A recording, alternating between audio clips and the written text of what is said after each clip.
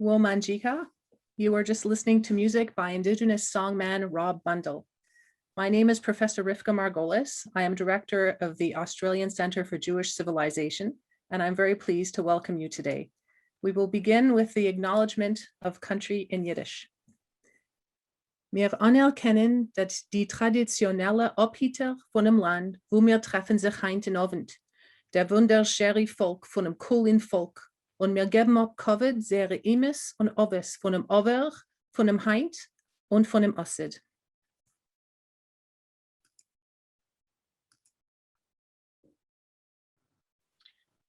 Thank you very much, Rebecca. My name is Kathy Lester. I'm here wearing three hats. I'm the member of the Kadimah board. I'm also a professor and director of the Zuckermann Cowan Centre at Victoria University, and I'm also chair of LanguageLoop, the Victorian Government Interpreter and Translation Service. And it's my great honour to do the acknowledgement of country in English.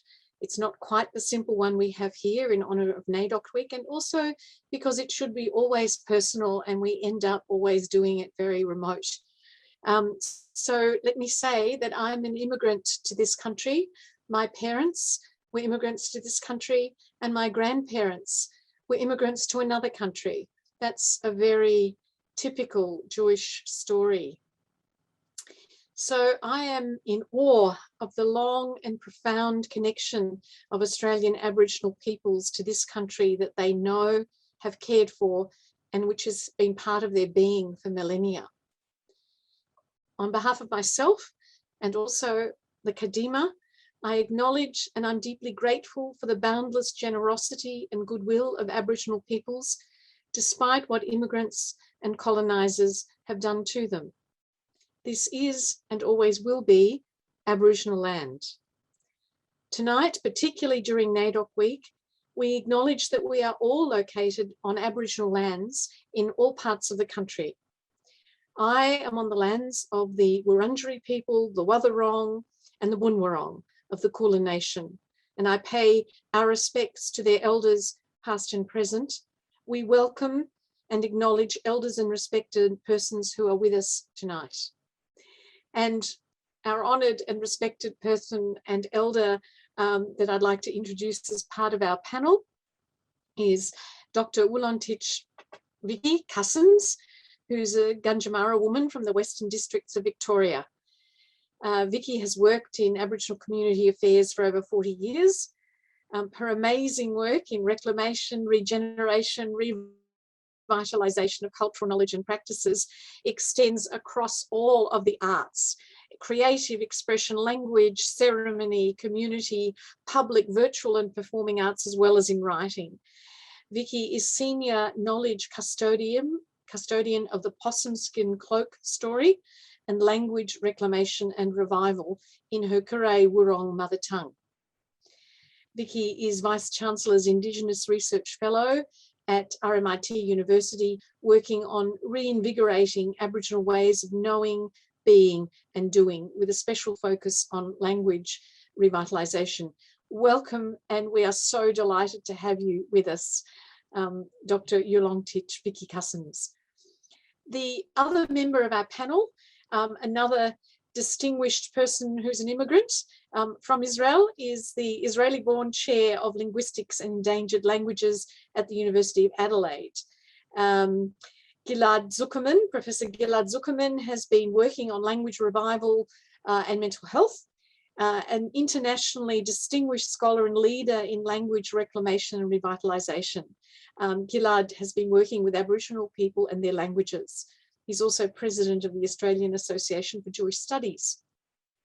So I hope if you could join us and we could see you. Vicki and Ghil'ad, welcome. And my first question is really to Rivka, who I'm going to ask to explain the context of why we're here and what this topic actually means and how the session came about. My comments are going to be very brief, but this session emerged out of conversations that Kathy and I began many months ago when we realized that NAIDOC Week marked a moment that we wanted to celebrate and honor in a very substantive way. And with our backgrounds at Kadimah and ACJC being a point of reference in Yiddish, we were interested in presenting a conversation where we could learn and share and grow and also express our support in honor of NAIDOC Week. So this week offers an opportunity really to honor and express our solidarity with Aboriginal and Torres Strait Islander peoples, specifically around issues very close to our heart, which relate to language loss and revitalization. So the central question for this session really is, first, what is the significance of languages and why should we reclaim them? And what revitalization projects are underway? And most importantly, what can we do to support? Thank you very much, Rebecca. So Ghil'ad, perhaps you might explain the title or part of the title of the session tonight. What is linguicide and how did that term come about? Linguicide is language killing, just as you have genocide, which is ethnic cleansing, just as you have insecticide, which is cockroach killing, and just as you have suicide, which is self-killing. So linguicide is an unfortunate phenomenon that has happened in Australia from the very beginning of colonization. So you have people who unfortunately thought that the best way to civilize, in quotation marks, Aboriginal people in Australia was by killing their language. I will give you an example of Anthony Forster, who said in 1843, and I quote, "The natives would be sooner civilized if their language was extinct." This is an ideology of language killing. What Anthony Forster understood is the power of language, the fact that language actually encodes cultural autonomy, intellectual sovereignty, spirituality, and also the soul. When you lose a language, you lose your soul, metaphorically speaking. So by killing Aboriginal languages, by the stolen generations phenomenon, I work with the Bangala Aboriginal tribe of Eyre Peninsula, and unfortunately most of my friends of that age were stolen. For example, Howard Richards was stolen from his mother in Port Lincoln, also known as Galinyala. And he told me in an interview that I conducted with him that he was not allowed to speak his Bangala mother tongue. So linguicide is language killing, and unfortunately, according to the United Nations, it is actually also a form of genocide. So one of the 10 forms of genocide is linguicide. In order to be accused of ethnic cleansing, you don't need to kill anybody. It's enough to kill their language. This is what linguicide is. I would just add that I'm currently in Pine Creek, en route to Burdham. Burdham is where Melech Ravitch went in 1933 in the hope of establishing a Jewish state in the Northern Territory. So Pine Creek is in the Northern Territory. I'm in the deep bush with two writers. And when I read what Melech Ravitch said about Aboriginal people, he actually reflected what the terra nullius was of the time. And, you know, the Northern Territory, oh, there is nobody here. We can populate it with no problem.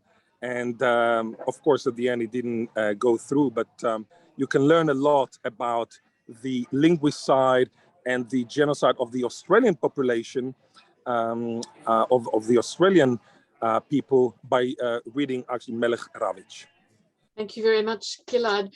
So Vicki, if I could then ask you, what is the status of Aboriginal languages? How many are left? How many are active? What do we know about the numbers that we've lost and been killed?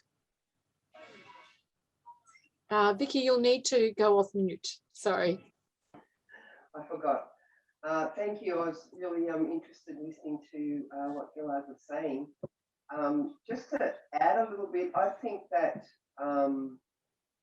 yes, the guy he quoted about understood about taking people's languages, and I think it was part of a quite deliberate I'm sorry, strategy. we could not hear you very well. Is there something, can you get closer to the microphone?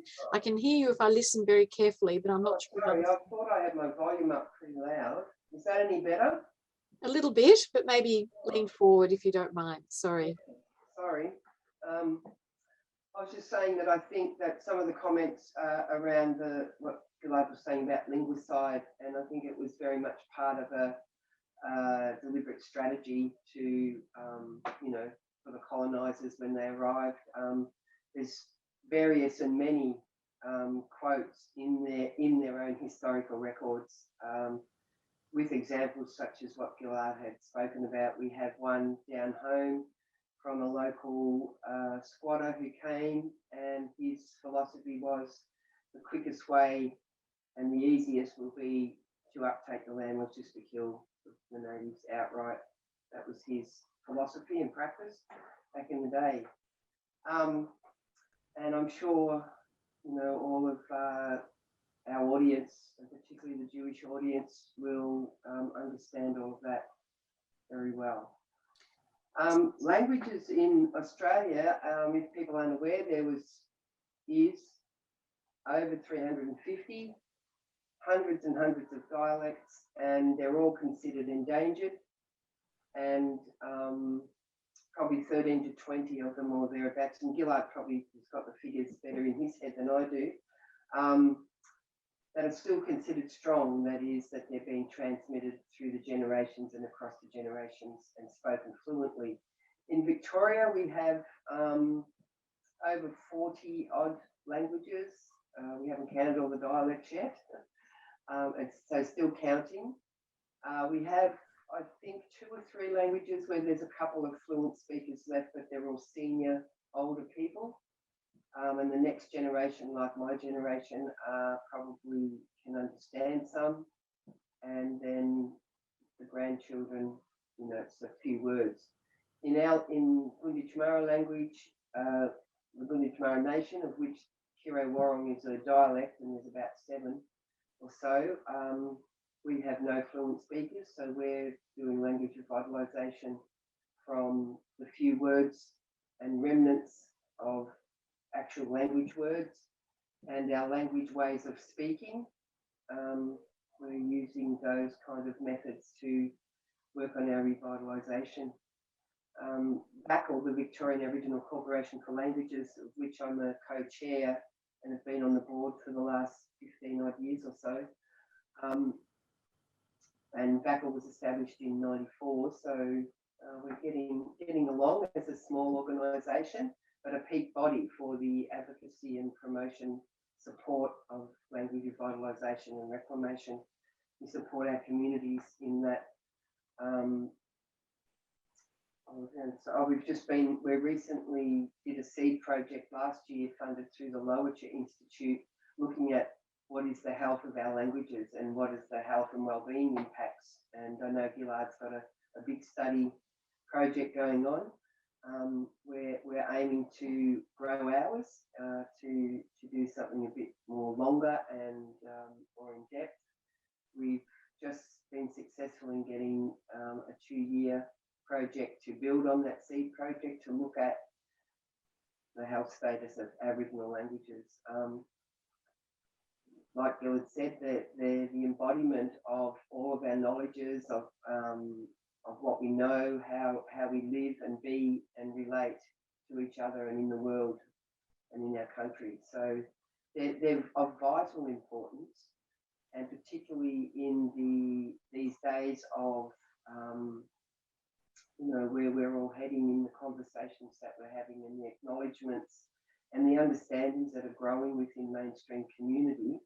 And notwithstanding, we have a long way to go in lots of areas, but the numbers are growing, and the opening of people's hearts and the broadening of their minds is certainly growing a lot from, you know, when, like Ghil'ad talked about, our families, when our families have been oppressed and punished for practices. So it's really a crucial time for our languages to be regenerated, reclaimed, and remembered. I've got 4 R's I use when I'm talking about it. So it's remembering, reclaiming, regenerating, and reviving. So there's all these different aspects of. They really are the 3 R's. Or 4 4, R's. if you count the 4 remember. R's. Mm. So, yeah, most of the languages we're working from historical records and what's been the remnants left in our communities of ways of expressing and some words. And Victorian Aboriginal Corporation for Languages, we are looking at language policy and legislation. There's some of the things that we're working on very slowly because we're a small organisation. We're working with Professor Joe Lobianco, who is internationally renowned for his work in that area.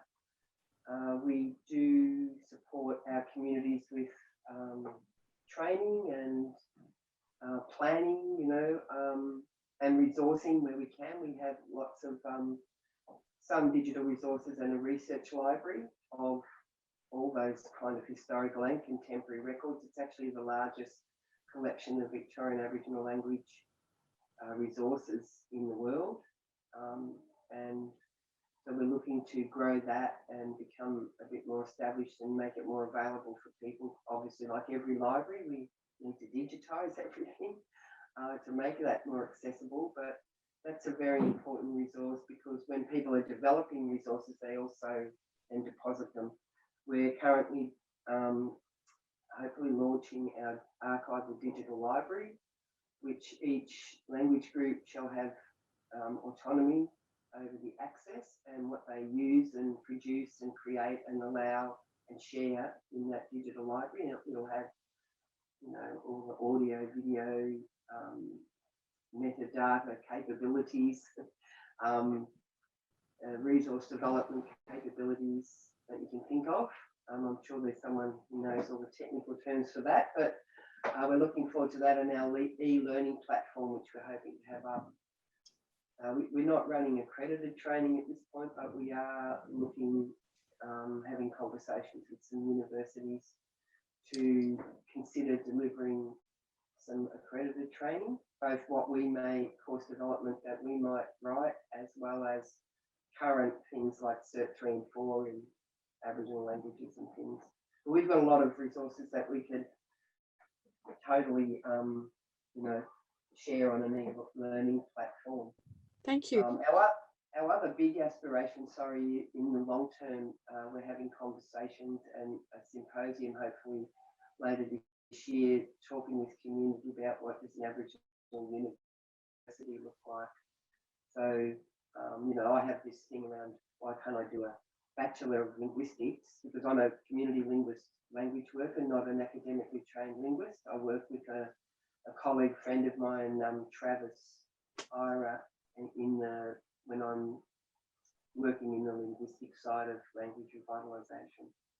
But yeah, we're looking at having those conversations, and I'd like to do a Bachelor of Linguistics or that in Gunditjmara. That's kind of one of those big ideas we have at VACL.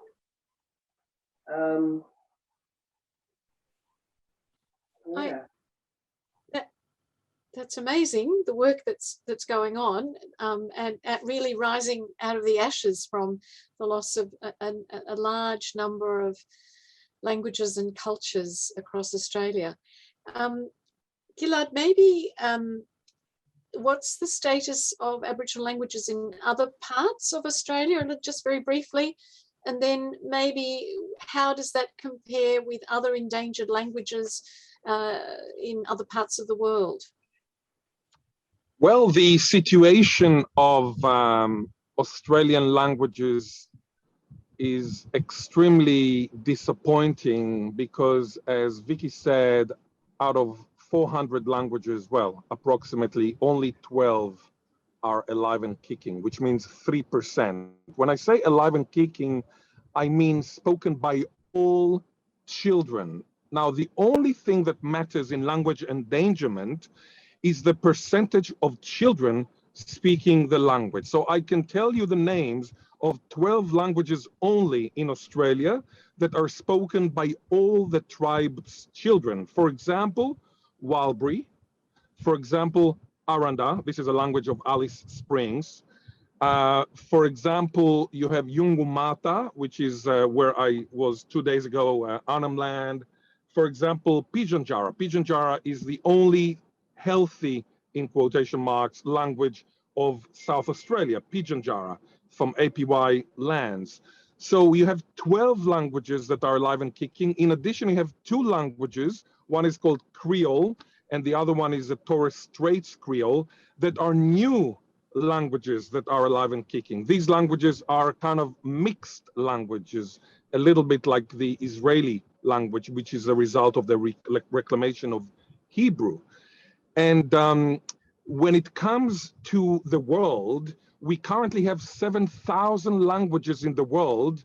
Most of them are endangered, and within 100 years, we will have, unfortunately, out of 7,000 languages, only 700 languages. In other words, 90% of languages will become sleeping beauties or dreaming beauties, as I call them in Australia. Because of Jukurpa, I define sleeping beauties that are Aboriginal as dreaming beauties because of dream time. So the situation is extremely sad. It is. It is. Just very briefly, because of our audience's knowledge and interest in this area, Rivka, can you tell us a little bit about Yiddish and the difference? Because of course that was also defined as a dying language and an endangered language. How are things going with Yiddish? Sure. And this is, I think, a point of reference with which a lot of us are familiar at Kadimah and ACJC. Yiddish is one of multiple Jewish languages that have existed historically, and it has been a carrier of Eastern European Jewish heritage and civilization for 1,000 years. But it has never been the language of a particular geographic area or held state status or support. It's also experienced genocide, particularly during the Nazi Holocaust, when half of its speakers were murdered and the civilization center in Europe was completely decimated. Yiddish moved to new immigrant centers where, generally speaking, its speakers did not transmit the language in a living way to future generations in the way that it had been transmitted in Europe previously. So what we have today really with Yiddish is a reconstituted transnational community of speakers in 2 separate areas. First, in Hasidic communities where ultra-Orthodox Haredi speakers are using the language on a daily basis. And this is due to support by their rabbinic leaders who recognize that Yiddish is a carrier of identity and tradition. And second of all, in the secular context where both Jews and non-Jews are increasingly gravitating towards Yiddish as an expression of identity and also a expression of culture. So Yiddish today encompasses these diverse communities, and the Yiddish that we're most likely to encounter in the mainstream is secular Yiddish, which is a language of cultural production, identity, and is supported by language programs, immersive experiences, music retreats, cultural programming. And here I can point to Kadimah's Yiddish theater, musical groups, Yid, the Besheva singers. I'm just pointed to examples here that we're all very familiar with at Kadimah. And it's diffused and connected through social media. So there are organizations that support Yiddish around the world, and its members and enthusiasts of Yiddish come together at particular moments on the calendar through music festivals or virtually. So secular Yiddish cultural production is robust, but according to the UNESCO definition, Yiddish is threatened or endangered because it is not being transmitted to the 3rd generation of grandchildren on its native territory, which would be Eastern Europe. And the percentage of children speaking secular Yiddish is extremely low. Yiddish, though, is really experiencing what a lot of people are pointing to as a revitalization, as an expression of identity and creativity. But this is a symbolic use, it's a creative use, it's an identity-oriented use, but not in a communicative intergenerational transmission situation. So that's a very brief overview of the Yiddish context. Thank you And now, very much. And I'm glad that we You know, the first bit's quite depressing. Ghil'ad telling us that a lot of languages are going to disappear, and Vicki telling us how much has already been lost. Briefly, Ghil'ad, what's the point of keeping all of these languages alive? Why struggle? You know, why do we do it? I would argue, Kathy, that there are three main reasons. One is ethical, having to do with what is right. The other one is aesthetic, which has to do with what is beautiful.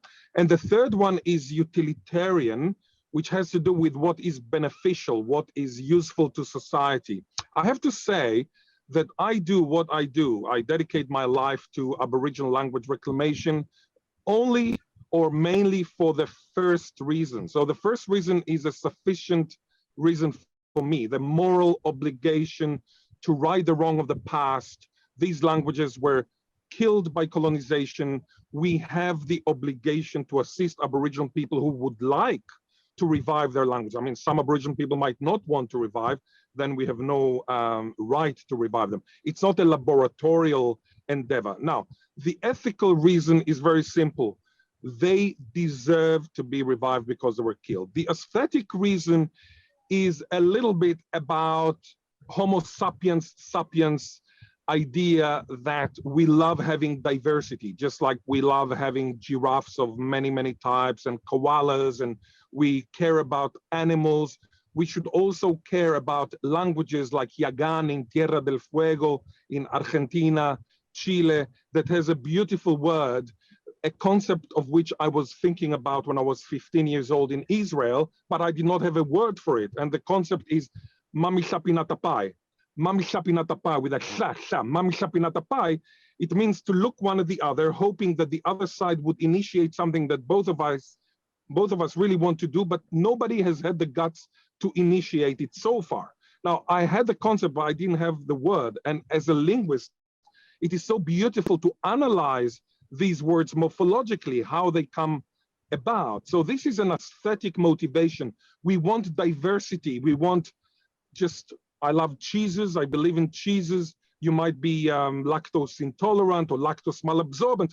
It has to do with taste. And this is the aesthetic motivation. And the last thing is a utilitarian reason. The utilitarian reason is language reclamation results in empowered well-being, in better mental health. There was in Canada, and by the way, I would like to say that I've noticed we have participants here from all over the world, including Pakistan. So I've just seen Turab from Pakistan.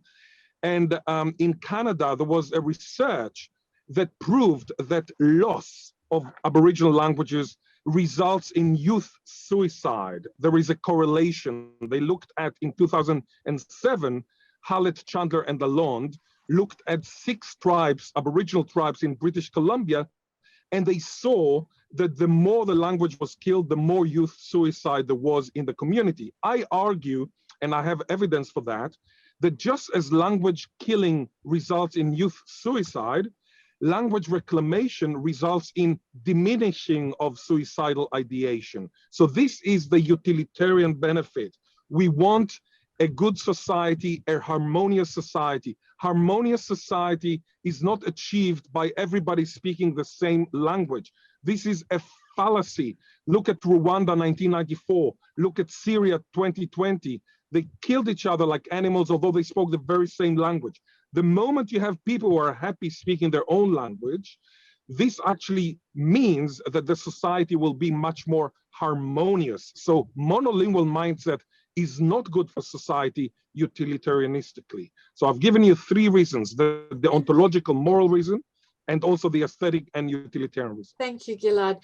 Vicki, perhaps I would just ask a simple question first. Are there words in your language or any of the languages that you study that are unique concepts that we don't have the equivalents for in English that you can think of?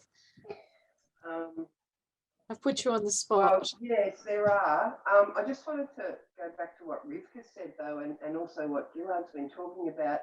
And hang on a minute, can you hop out? Sorry, I've got my grandson Zoom bombing. Stop it.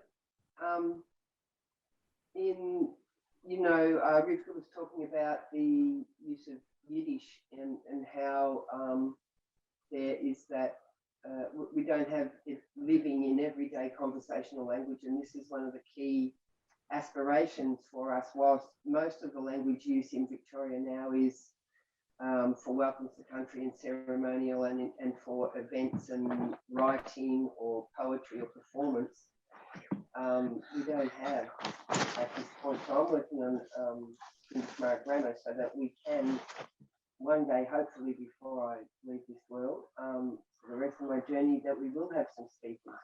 And if not, the tools are there for people and my grandchildren's grandchildren not to be having to do the work that I'm doing. And all those reasons that both Ghil'ad and Rivka have talked about in terms of our identity and the healing and the well-being and all those social determinants why we need language, I think it's an absolute imperative for language diversity in the world. And it is really scary because of the 40% are endangered right now. And as Ghil'ad said, we're going to be down to, and I don't want to be homogenous. I don't want to be, you know, like a litre of milk, homogenized and we're all the same. I love the differences and those understandings that different, well, understandings from different, you know, worldviews. But when you get down to it, there's so much commonalities as well in how people view the world and relate, and you know, it's really important because the value here in Australia is appalling. The federal government spends 20 million a year, which is small change in these days, on Aboriginal languages. You know, we could do with just 20 million in Victoria in our own right. Never mind the rest of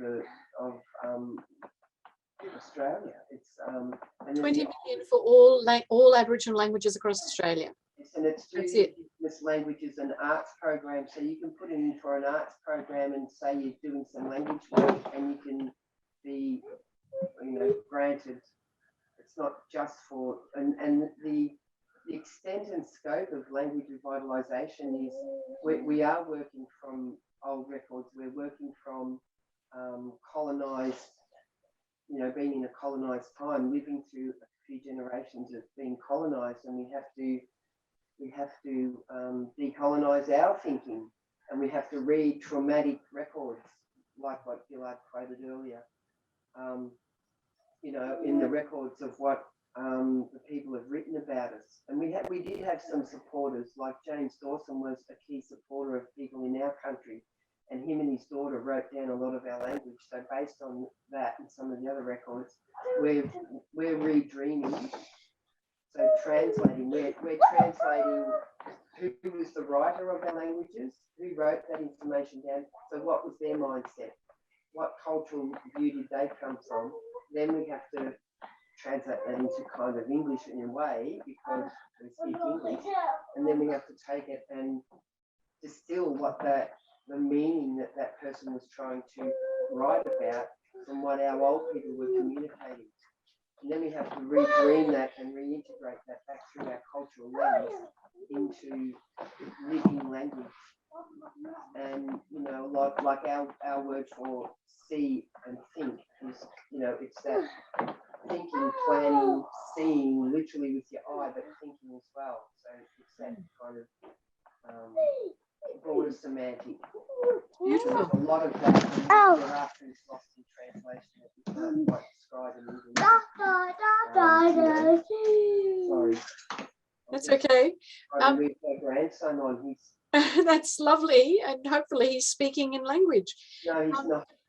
We have a moment now where we would like to share some language with all of the people who've joined us. Ghil'ad, would you introduce this premiere reading of a poem, both in language about linguicide, and also give us a little bit of an account of the author, the poet?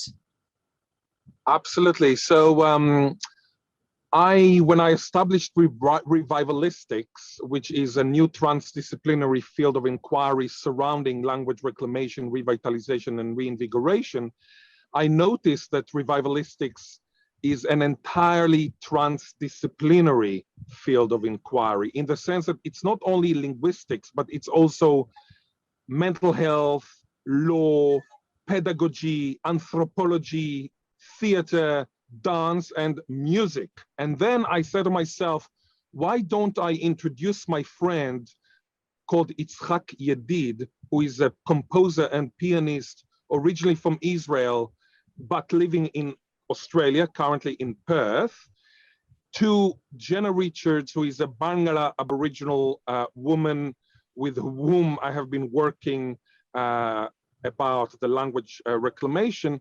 And I urge them to collaborate, and she can write a song or a poem, and then he can write modern classical music for it. And the result you're going to see in a premiere, actually world premiere, and Jenna kindly agreed to share it with us, only with us. And recently I've just seen that she agreed to, because John from Kadimah did a very beautiful editing design. She agrees to have it for future generations within the Kadimah thing. At the beginning, it was just for today. So yeah, I mean, I hope you enjoyed it. It is both in language, which means Bangla, and in English. And the English tells you what the Bangla is about. It's a very sad poem about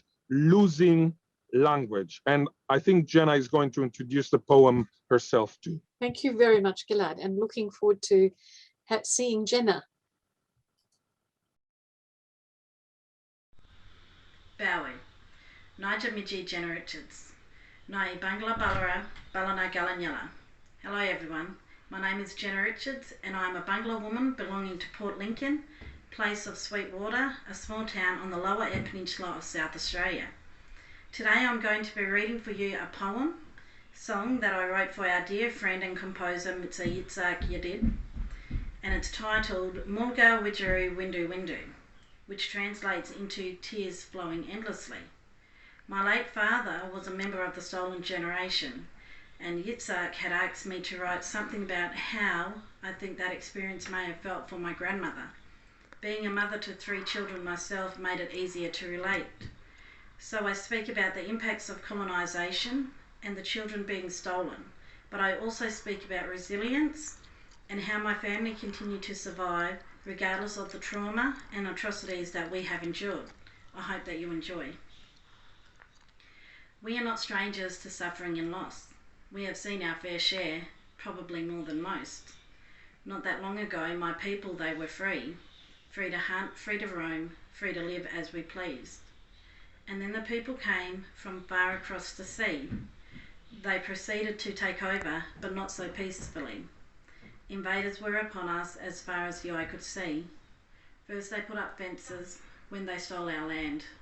Then they tried to silence our voices when our languages we could not speak. Next came the stolen generation, taken by the government's hand. And the tears just kept on flowing endlessly. From the eyes of our mothers to the rivers and the seas, heartbroken in anguish, their babies no longer free, torn from their breasts, taken needlessly. Mulga Widgeru Windu Windu, Nurgani Namari Minari, Yabaru Barari, Wadnanari, Yulgu Mugu, Bai Irgiri, Gajari, Gadjana Nunguru, Minada, Namari, Yarum. They cried for the children, the ones we call stolen, a whole generation, and they were just taken. Kids of all ages, from babies to teens, for the colour of their skin and the shades in between. One day they were happy, living carefree. Then they took them from freedom, culture, community, torn apart from their family, separated from their mother's love, feeling isolated, praying to our spirits above. They were left with many questions, most cannot be answered.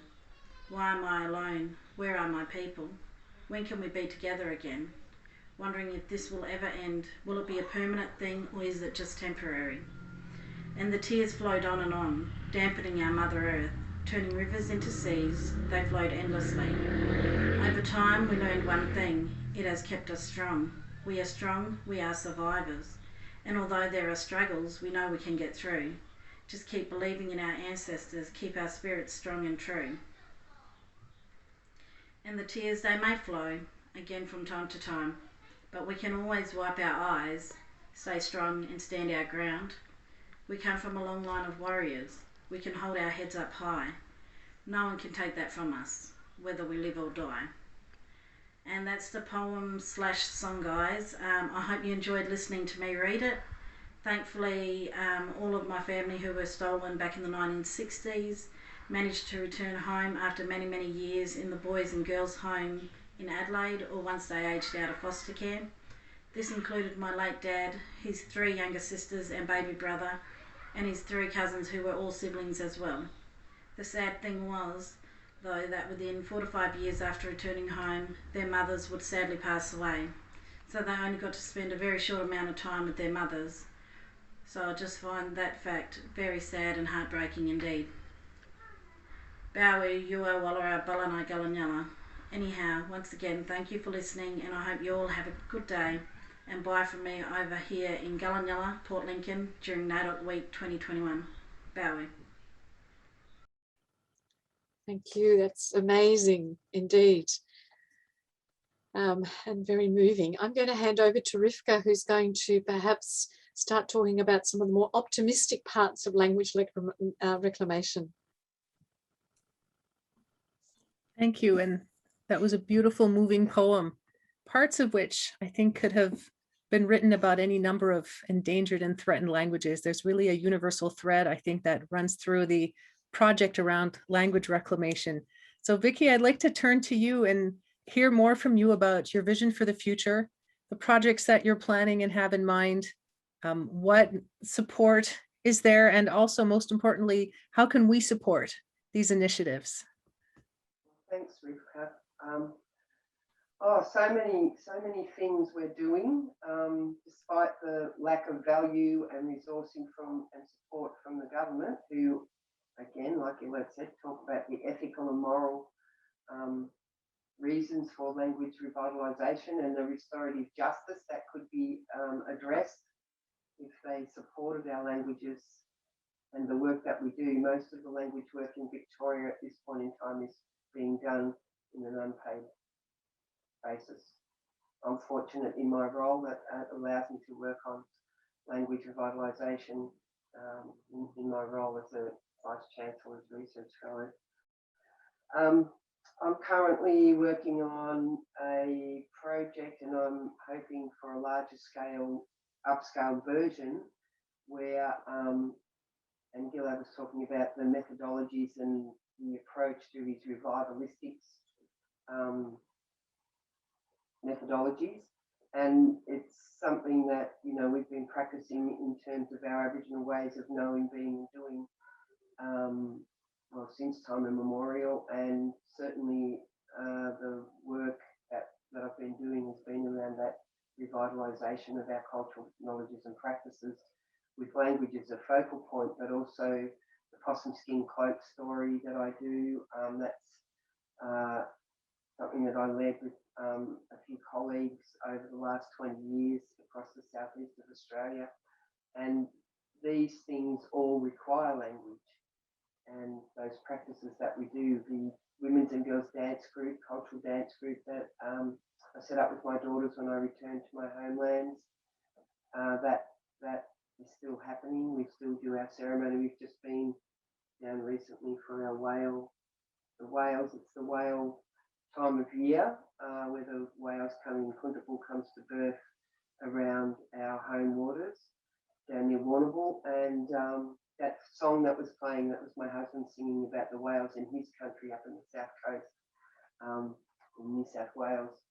So I'm doing with that aspiration to develop fluency, actual living languages with living legacy. So while we're doing all the digital recording under the sun, left, right and centre, which is wonderful and very much needed, I'm also about supporting the oral transmission, where we come from an oral culture, and while we're running around digitising everything, sometimes we're potentially endangering that practice of just sitting down, telling stories and yarning and sharing our knowledge in that way.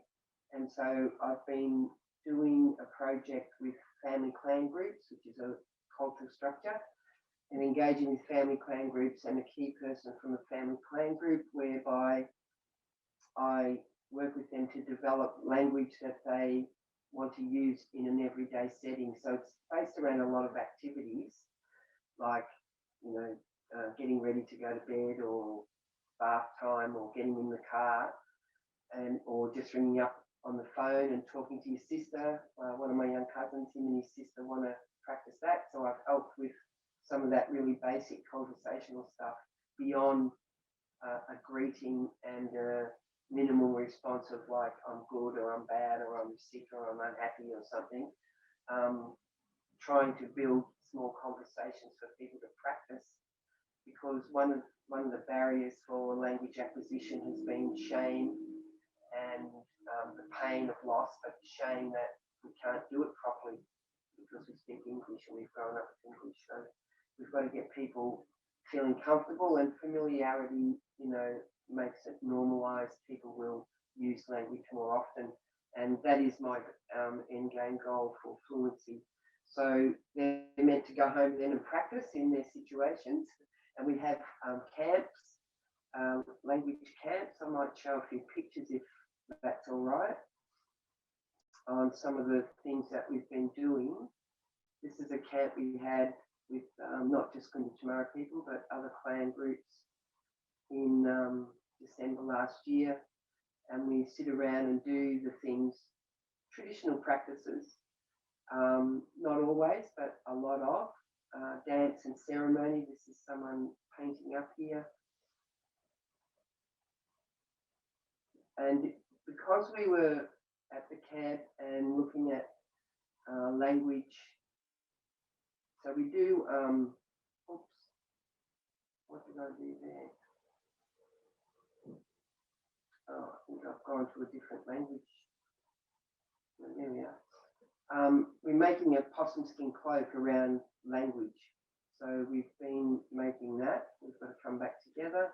This is some of the, but while we were there, there's our young Harley Denali Lee, who is an academically trained linguist as well as a community language worker. And he's there sitting down with Uncle Larry and his daughter doing some work on Taungurung language. So we do the cultural practice and engaging in activities and sitting around in social settings, through to some of the more formal or semi-formal kind of learning methods. This is us in ceremony at the dance, at the camp, sorry.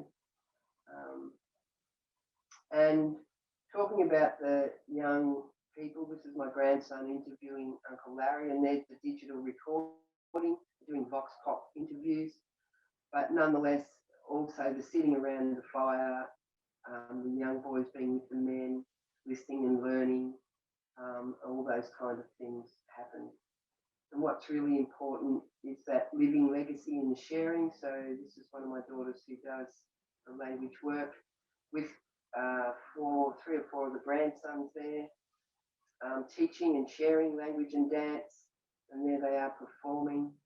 This is our family and living legacy in our family at a family ceremony for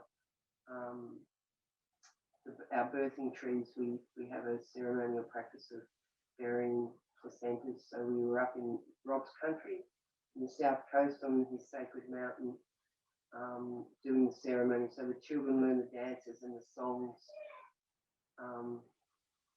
and facilitate that actual transmission in practice, because I'm just really overworked and really want to be able to create language communities where we can start communicating much more in our languages, in our mother tongue. So I'm trying to upscale this one. I'm waiting on some funding, fingers crossed. I should hear about that soon. And like I talked earlier with Backel around the e-learning and those kind of things that we're trying to support in communities. Communities are becoming very much autonomous and self-determining in their language revitalisation, which is great because that's how it should be. But VACL, I still think, with all of the expertise and knowledge we've accumulated working with communities over 27 years, we have a lot we can offer, back to our communities in assisting them in that kind of work.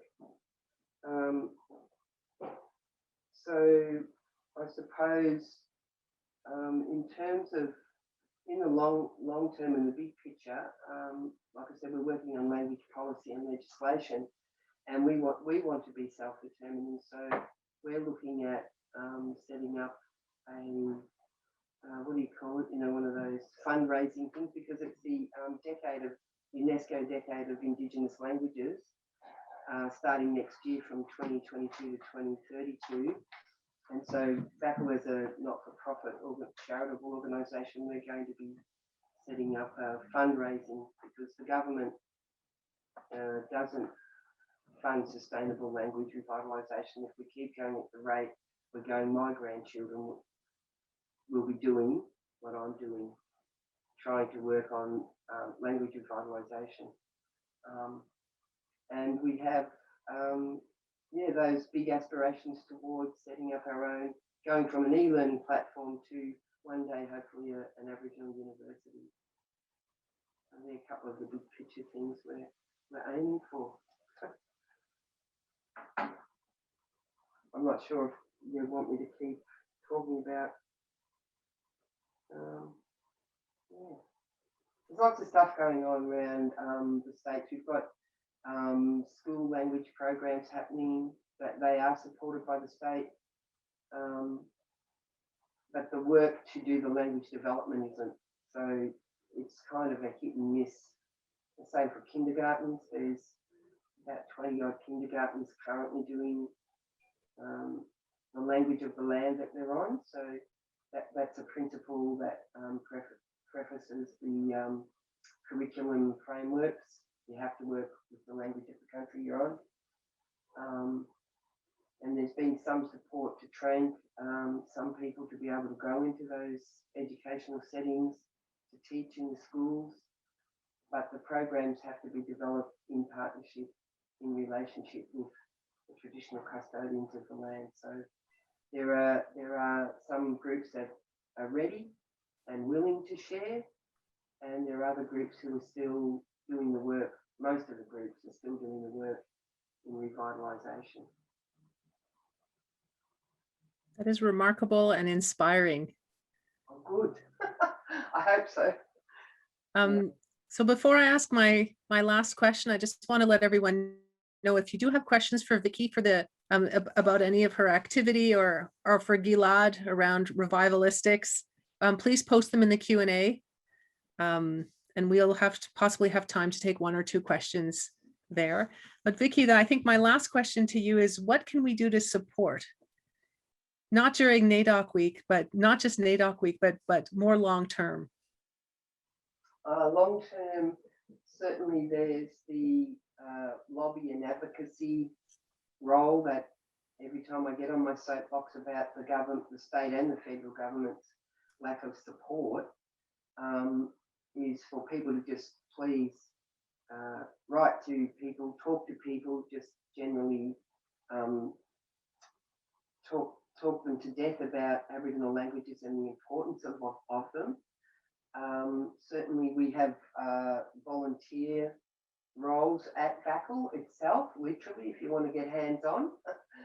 We've participated in, and we're currently working with the Howard Fison papers, and we've had people in our library and working on our archives, digitising and or doing some translations, linguistic work, depending on people's skill sets.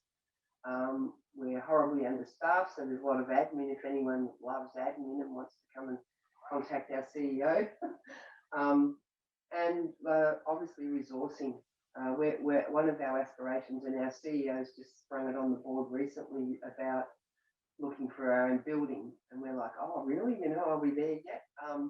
that would be wonderful. That's an absolute aspiration. And there are things happening within government around co-locating similar cultural organisations like the Indigenous Theatre and Songlines Aboriginal Music Corporation, and potentially ourselves. But yeah, we have aspirations to have our own. In an ideal world, our dream would be a purpose-built building where we can have our library and research centre and offer that, you know, one day when we become a university, and a cultural kind of keeping place centre. But yeah, right now and in the foreseeable future for the next couple of generations is that sustainability or feasibility and sustainability of our work, because it's so intense. We get so many requests for language.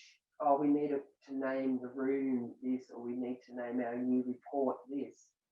And again, some of those concepts and thinkings are not easily translatable. And then people have to go, I'll just quickly share this as an example. This is Deborah Cheetham.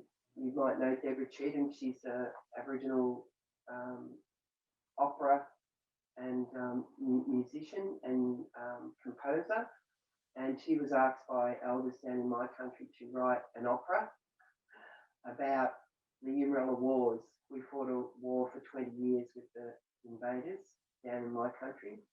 We're called the Fighting Gunditjmara, by the way. And so Deborah wrote a war requiem for peace. It's the most amazing work. And I don't know a lot about opera, and I don't know a lot about requiems. And Travis Ira, who I work with, the linguist, is an accomplished classical musician and grew up in a Christian household and understood somewhat of the religious side of the requiem kind of piece. So Deborah asked me to translate, and so I undertook this journey with Chris, and we had to create words because our vocabulary there's some words from the contact period, but there's not a full vocabulary, and certainly not for a 21st century life, and for some of the ideas and concepts within that requiem. So we had to create words, we had to create grammar. For example, Ghil'ad would absolutely be able to explain better than me, but English has lots of passive sentence structures. We don't. So we had to find different ways to write things and create lots of grammar. So there's a lot of work to be done before we can even speak our languages and or teach them and or, you know, translate and share with the mainstream. So yeah, that some people may well have seen that work. That was performed by the Dungala Choir and Children's Choir and the non-Aboriginal Choir down at the Recital Centre. Oh, last year or the year before. Yeah. So that's kind of another big issue in our communities, is the scope of the work and the lack of understanding in the resources, the funding and the government places in what is entailed in doing the work that we do. And it is very emotional. It's very much a spiritual journey and a cultural journey. And I have to, if I can just have another 20 seconds, is to acknowledge my father, because he is the inspiration and the person who set me on this journey. He did work in the early 1990s, and our dictionary was published in 96. And I've been working, kind of working on since then in the late 90s under his guidance. He's passed on now, but I carry that work forward from him. So I really absolutely have to acknowledge him and my ancestors. Thank you for listening.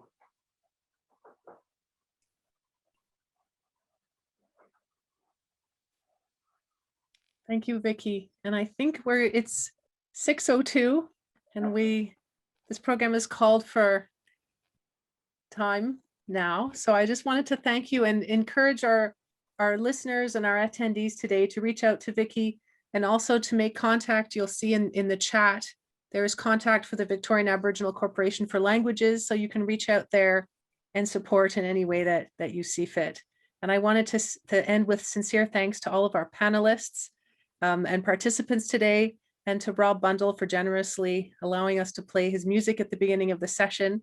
And Vicki, I wanted to invite you to close with words of farewell in language. So we started with words in language. I would like to end as well with words in language, and farewell or be well for us. We say, briefly, we say wuruk, which is, to see you in a while. You don't kind of say, God be with you, goodbye kind of thing. Our long story short is wuruk. Wuruk. Wuruk. Too deadly. Kathy wanted to know what too deadly meant. It's a superlative meaning fabulous, awesome, great, too deadly, not poisonous, absolutely wonderful. Wuruk, thank you. Wuruk. Too deadly.